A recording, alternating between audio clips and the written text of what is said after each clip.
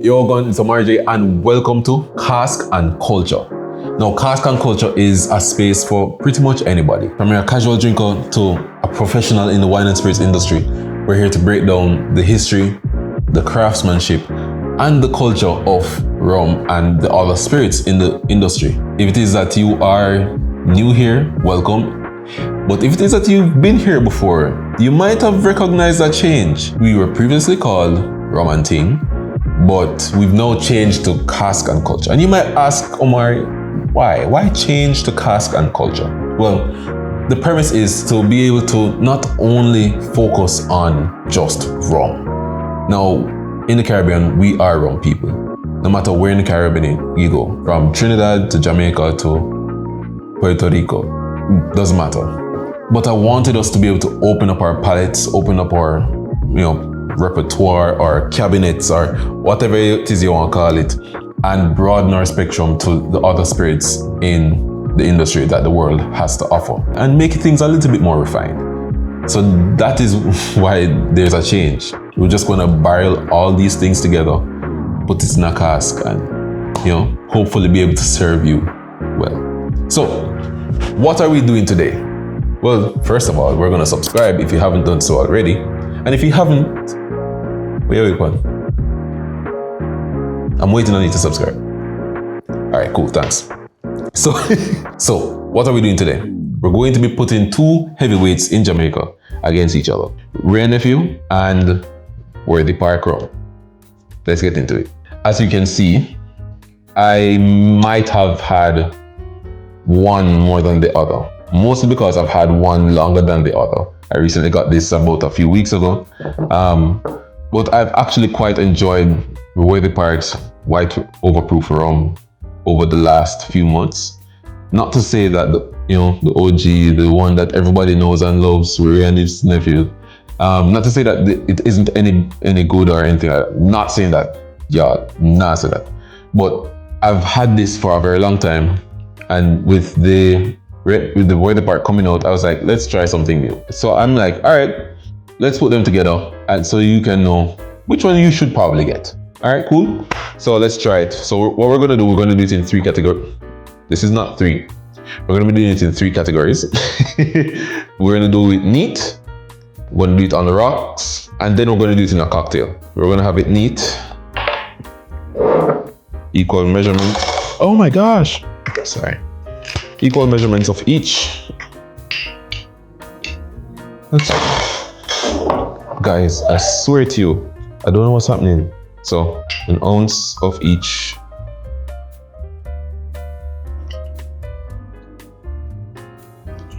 Let's try the Wray Nephew first, since that we're all familiar with Wray and his nephew. So, off a first look, it's crystal clear. Very good, very nice. It has this very fruity effervescence, So I'm going to start saying some things that I picked up from watching other people do this. I'm not necessarily trained in this, so please, you don't have to take my word for it. It's just my opinion. So it's a bit sharp on the nose, just a little bit. Especially after this one, it's not that sharp. So I hear that you normally get bananas and just some fruit. So more like rotten bananas, them say. They don't say rotten bananas. They say ripe bananas. It's really good smell.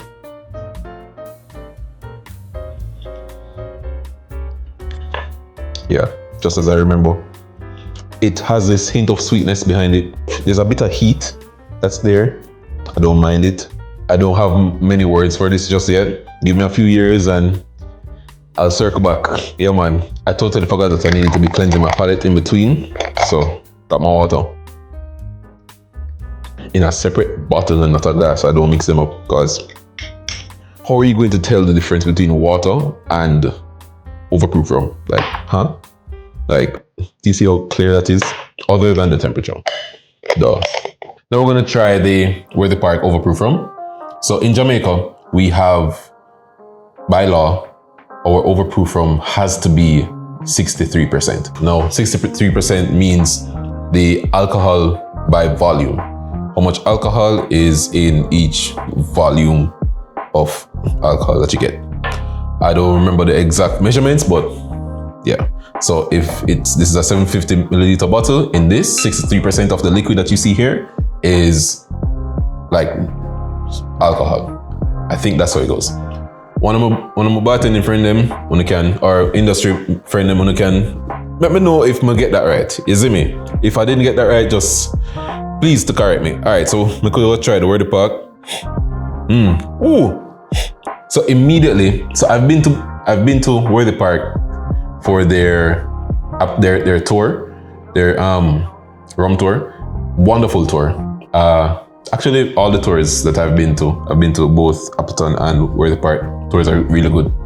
And immediately, the aroma brought me back to Worthy Park's estate. Like, I can smell the molasses. I can smell like sugar cane. Like, you know, like when you used to be at home upon a Friday and your parents carry home some sugar cane from, you know, them buy it on the street and then carry it home and you just set some hoops and you sink your teeth into it. Yeah, that smell, that aroma that you get from the sugar cane when it's sweet. No lie, not when it's sweet. When it's not so sweet, it's a bit grassy. So when the sugar cane is a little bit closer to like the nut or the bud, is that it? I'm not entirely sure, but yeah, that's what I'm saying. It's still a bit grassy, not as sweet, but it's definitely more molasses forward. It doesn't have that big of a burn like the Wray Nephew to the nose.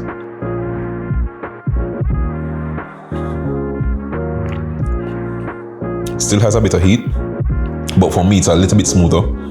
That's very nice.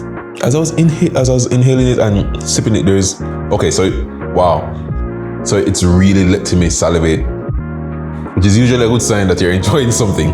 I think what's going on for me here with the Worthy Park is that I have had the tour, and it's bringing me back to a good time. This is definitely something that I'd put in, like one of my favorite rum cocktails, one of everybody's favorite rum cocktails at daiquiri. But West Indian people, daiquiris they're not frozen originally. Those are called frozen daiquiris. I've said it before and I'll say it again and I'll forever say it.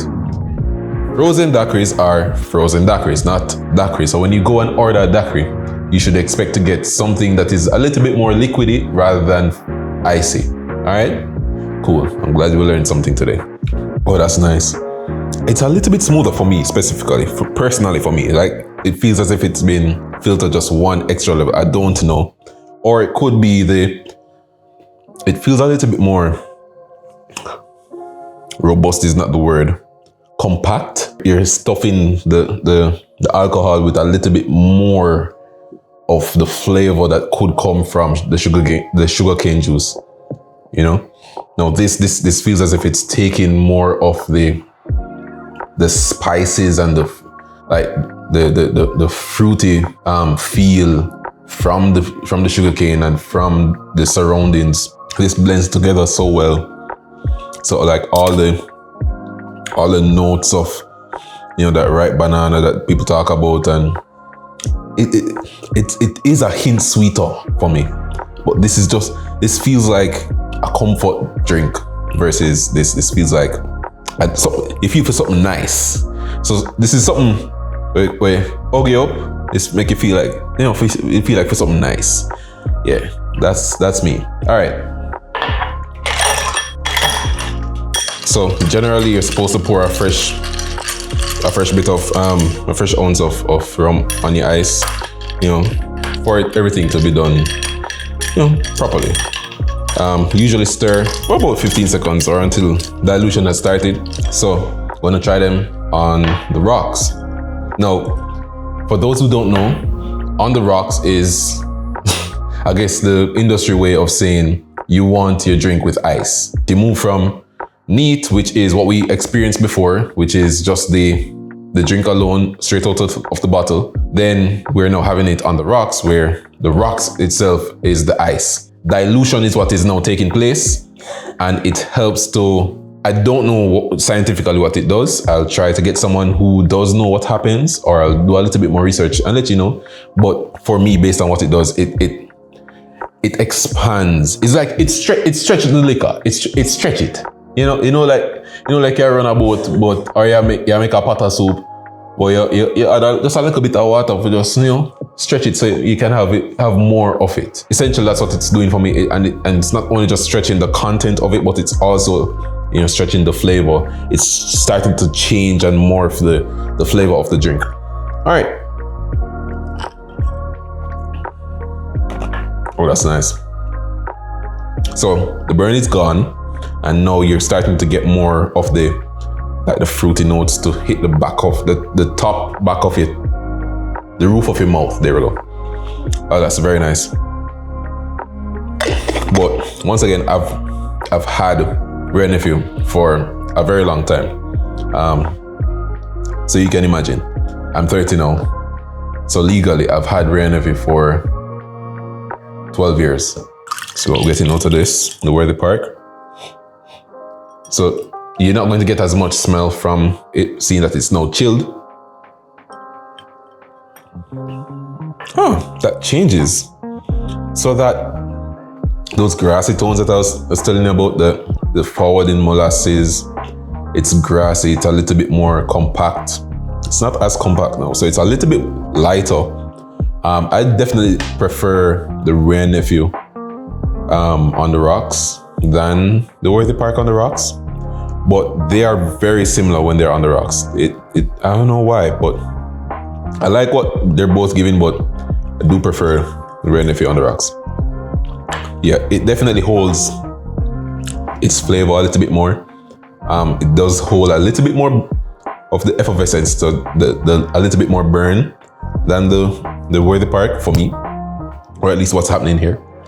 And I'm still getting those fruity notes, those forward fruity notes. This is starting to be a little bit more muted.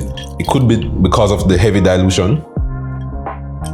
It's a lot less grassy notes, and it's getting more into the complexity of the rum itself. What I will say though, it is still allowing me to salivate, which means that I'm still enjoying this rum. All right, let's move on to rum and coke. So originally I wanted to do rum and ting, but right now we don't have that. So we're gonna do the classic rum and coke instead.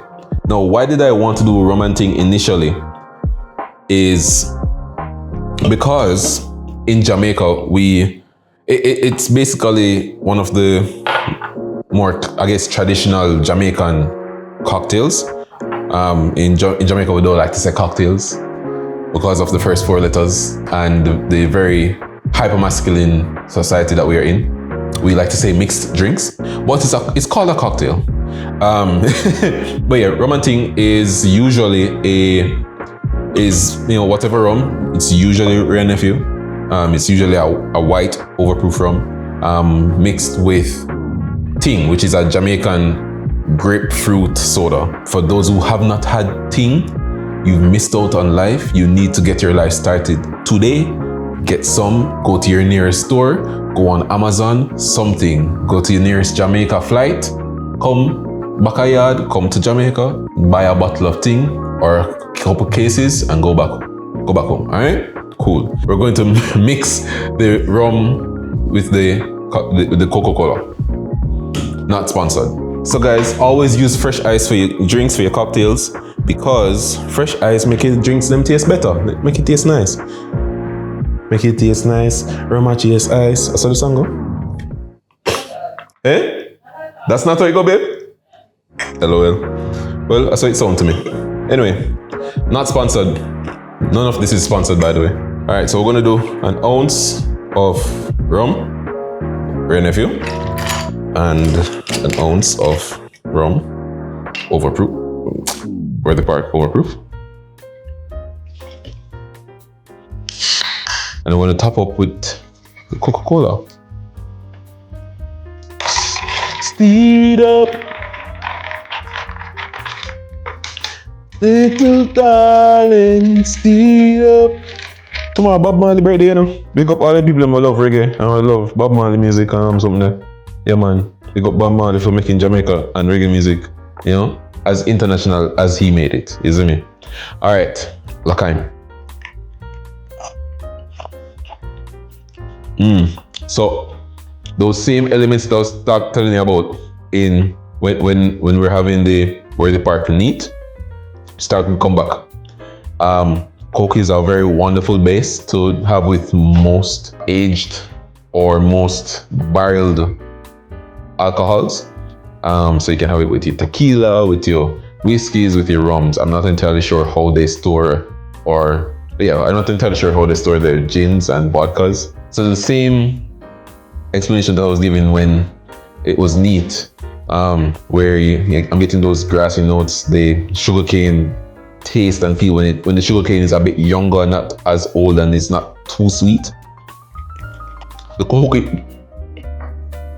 is bringing it back forward. It's also giving a slight whiskey vibe where it is a bit light. I'm not gonna lie, I really enjoy that. I'm not entirely sure if it's because of the Coca-Cola, but I am really enjoying that. That's very good. Let's try the Wray Nephew. Lakaim.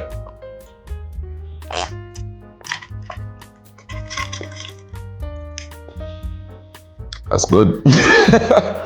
That's pretty good.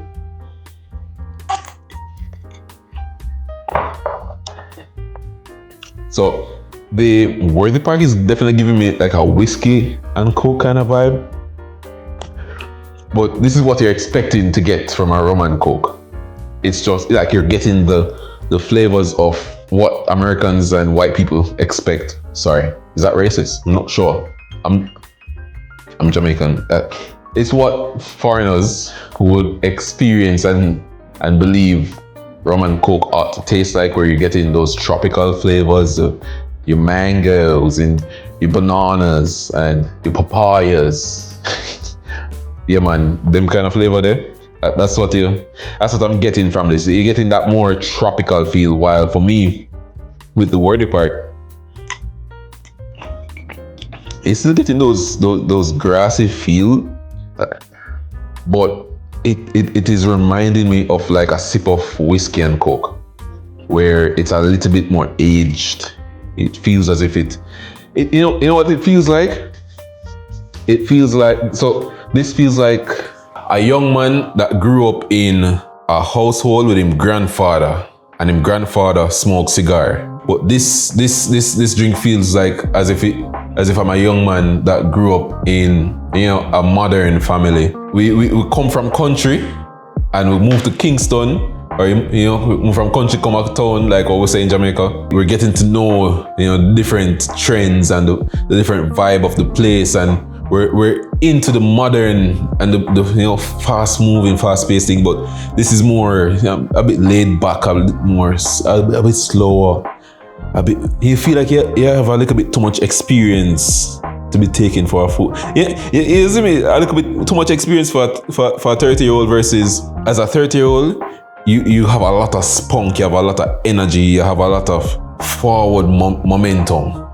Yeah, that's it. That's what I'm getting from these two drinks. So if you've liked this content so far, please support the channel at Koined Digital Studios. Please subscribe, please share this video, and we will see you in the next video when we are going to compare not just one, not two, but 3 Worthy Park rums. All right, see you in the next one. Big up yourself, you know what I mean?